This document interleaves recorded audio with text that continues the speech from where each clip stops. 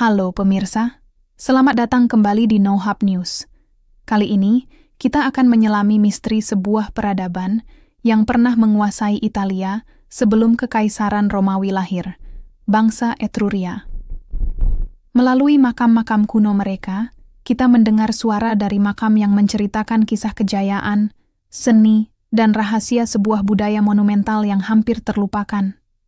Dari lukisan dinding yang hidup hingga artefak megah, Etruria adalah jendela ke masa lalu yang masih memukau kita hingga hari ini. Jadi, sebelum kita mulai, jangan lupa tekan tombol subscribe di No Hub News agar kalian selalu mendapat notifikasi update terbaru. Siap untuk perjalanan ke dunia kuno? Mari kita eksplor lebih jauh.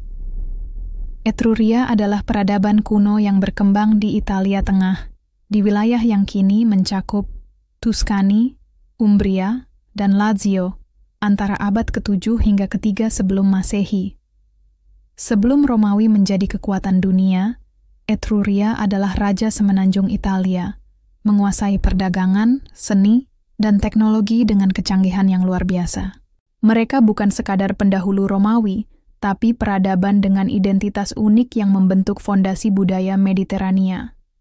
Bayangkan sebuah masyarakat yang membangun kota-kota di atas bukit, dikelilingi tembok megah, dengan pelabuhan yang sibuk menghubungkan mereka ke Yunani, Fenisia, dan Mesir. Etruria dikenal sebagai pelaut ulung, pedagang cerdas, dan seniman berbakat.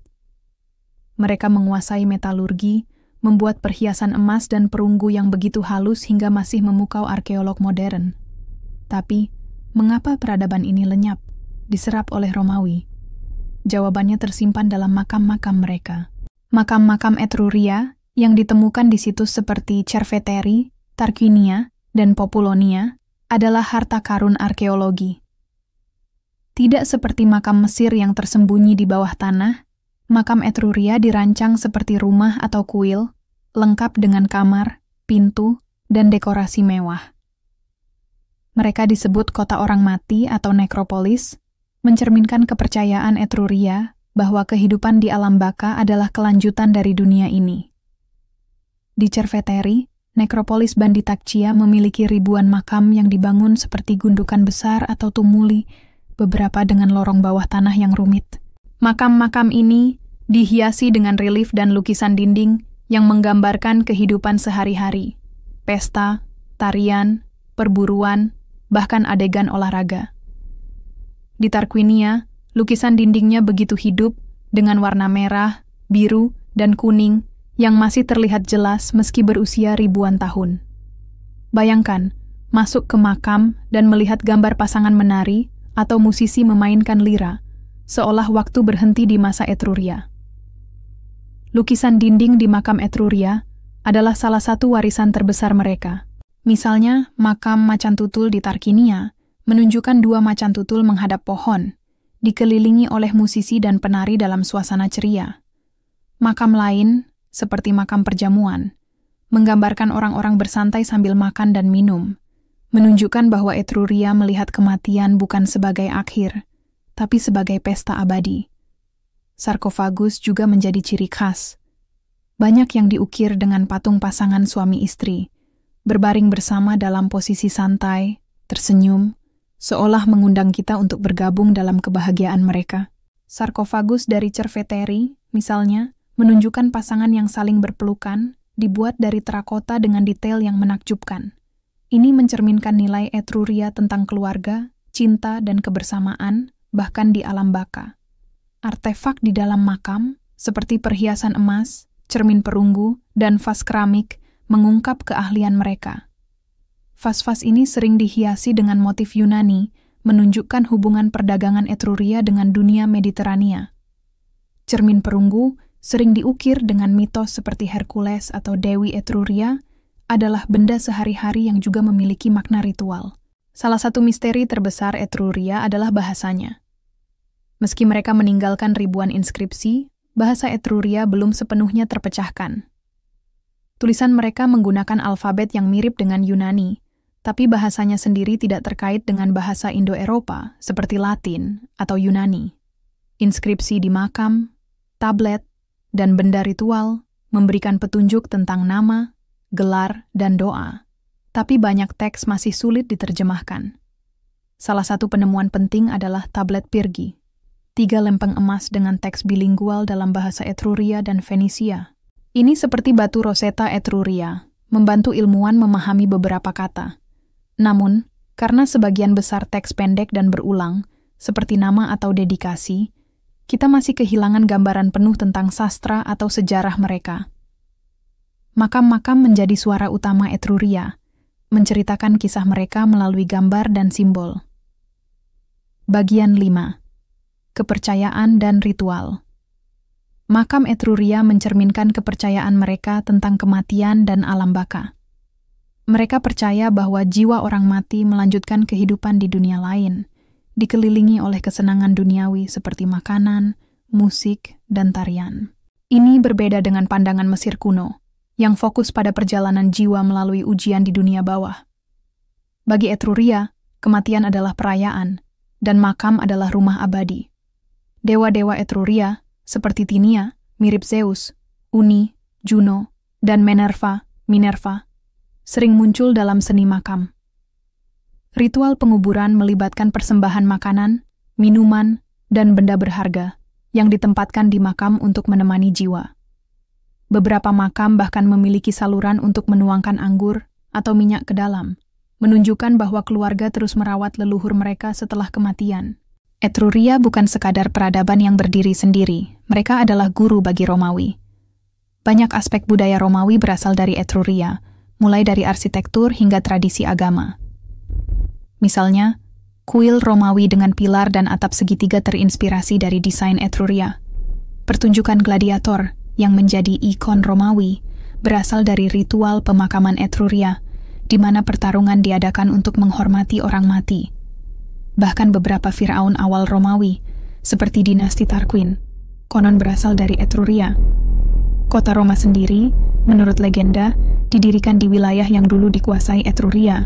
Simbol kekuasaan Romawi, seperti fasces, ikat tongkat dengan kapak, juga diadopsi dari Etruria. Makam-makam mereka adalah bukti bahwa Etruria bukan hanya pendahulu, tapi arsitek budaya Romawi. Penemuan di nekropolis Etruria terus berlanjut.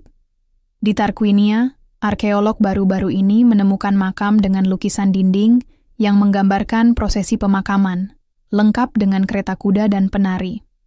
Di Cerveteri, sebuah makam baru ditemukan dengan vas keramik yang masih utuh, memberikan wawasan tentang perdagangan Etruria dengan Yunani dan Fenisia. Teknologi seperti pemindaian laser dan drone membantu mengungkap struktur bawah tanah tanpa merusak situs. Salah satu temuan menarik adalah makam seorang wanita bangsawan di Populonia, lengkap dengan perhiasan emas dan cermin perunggu. Ini menunjukkan bahwa wanita Etruria memiliki status tinggi, mungkin sebagai pendeta atau pemimpin. Temuan ini menantang anggapan bahwa masyarakat kuno selalu didominasi pria, menambah dimensi baru pada pemahaman kita tentang Etruria. Meski begitu berpengaruh, Etruria perlahan lenyap, diserap oleh Romawi sekitar abad ketiga sebelum Masehi. Ada beberapa alasan. Pertama, ekspansi Romawi yang agresif menaklukkan kota-kota Etruria satu persatu. Kedua, Etruria mulai kehilangan kekuatan ekonominya karena persaingan perdagangan dengan Romawi dan bangsa lain.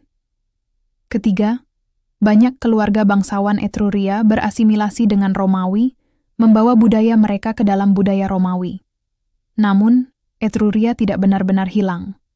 Warisan mereka hidup dalam seni, arsitektur, dan tradisi Romawi. Makam-makam mereka adalah bukti abadi bahwa peradaban ini pernah menguasai Italia dengan keindahan dan kecerdasan yang luar biasa. Menggali makam Etruria bukanlah tugas mudah. Banyak makam dirampok sejak zaman kuno, meninggalkan artefak yang rusak atau hilang. Cuaca dan erosi juga mengancam lukisan dinding, yang warnanya bisa memudar jika terpapar udara. Untuk melindungi situs, arkeolog menggunakan teknologi seperti pemindaian 3D untuk mendokumentasikan makam sebelum membukanya. Selain itu, memahami bahasa Etruria tetap menjadi tantangan besar. Tanpa kamus lengkap, ilmuwan harus mengandalkan teks bilingual dan konteks arkeologi untuk menerjemahkan. Setiap inskripsi baru yang ditemukan di makam adalah petunjuk berharga, tapi misteri bahasa mereka masih jauh dari terpecahkan. Penemuan di makam Etruria tidak hanya penting bagi sejarawan, tapi juga bagi kita semua. Situs seperti Tarquinia dan Cerveteri kini menjadi warisan dunia UNESCO, menarik ribuan wisatawan setiap tahun. Ini memberikan dampak ekonomi bagi komunitas lokal di Italia, sekaligus mengedukasi dunia tentang kekayaan budaya Etruria. Lebih dari itu, Etruria mengajarkan kita tentang ketahanan budaya. Meski peradaban mereka lenyap, suara mereka masih bergema melalui makam dan artefak. Ini mengingatkan kita bahwa setiap budaya, betapapun kecilnya, bisa meninggalkan jejak abadi jika kita melestarikannya. Makam Etruria adalah lebih dari sekadar peninggalan arkeologi. Mereka adalah cermin yang mencerminkan kehidupan, mimpi, dan kepercayaan sebuah peradaban. Dari lukisan dinding yang ceria hingga sarkofagus yang penuh kasih, Etruria menunjukkan bahwa manusia, di masa lalu maupun sekarang, selalu mencari makna dalam hidup dan kematian. Di No Hub News, kami percaya bahwa memahami masa lalu adalah kunci untuk membangun masa depan. Etruria mengajarkan kita untuk menghargai seni, merangkul keberagaman, dan melestarikan warisan budaya. Apa pendapat kalian tentang peradaban ini? Bisakah kita belajar dari mereka untuk dunia yang lebih baik? Tulis di kolom komentar dan mari kita diskusikan. Itu tadi No Hub News. Jangan lupa subscribe, like, komen, dan share video ini agar lebih banyak orang terinspirasi oleh keajaiban Etruria. Sampai jumpa pada update berikutnya, pemirsa. Tetap penasaran, tetap eksplorasi.